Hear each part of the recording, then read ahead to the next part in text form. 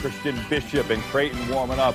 Hoping to rebound a little bit. They've lost 2 in a row. Tough one against Providence the other day. We'll see what they can do coming up here today against UConn. Hey, look, Creighton, they earned a share of its first ever Big East title last season. But when the season ended prematurely, Coach Greg McDermott's squad was left wondering what might have been, right? Well, this season, Blue Jays, they might be even better. And as Rob Stone explains, they're looking to take care of some unfinished business. For the first time in the history of Creighton, they are a Big East champion. Last year, Creighton had one of their best seasons in school history. The Blue Jays looked poised for a deep run in March before the college basketball season was cut short due to COVID-19. It kind of sucked because it was probably one of the best seasons that Creighton had in a long time. And then for that to be canceled, I feel like all of our hard work was basically just thrown down the drain due to COVID reasons. You know, it was hard, I'm not gonna lie, especially, coming off a win like that versus Seton Hall. You have a lot of momentum going, into the postseason, but, it was out of our hands.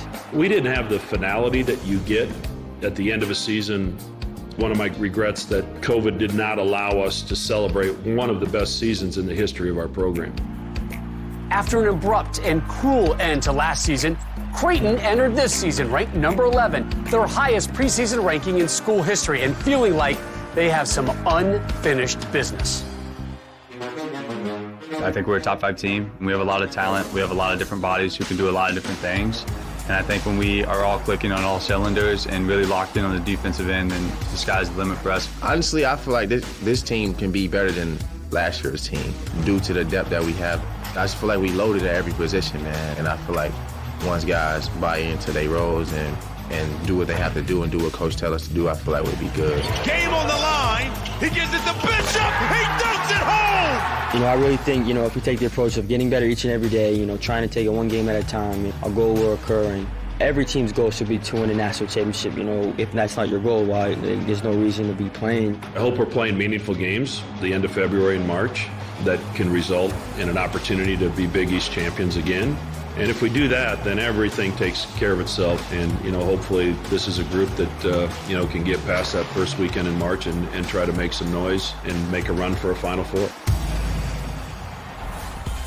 Well, really, the last 5 years has been a steady climb of the Big East standings for Creighton, right? 3 straight ties for third place, followed by that tie for first last season. And the Blue Jays, they surged all the way up to number 8 in the country earlier this month. But let's not totally panic. They've lost 2 games in a row. But what do you think the reason is for their, little stumble right here, Lav?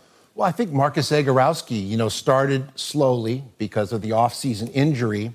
Then he comes back, returns to form. Creighton starts to pick up momentum, and then he's injured again. And every time a player, especially a point guard, really the equivalent of a quarterback in football, when he goes down, it affects the rhythm of the team. He's the orchestra conductor.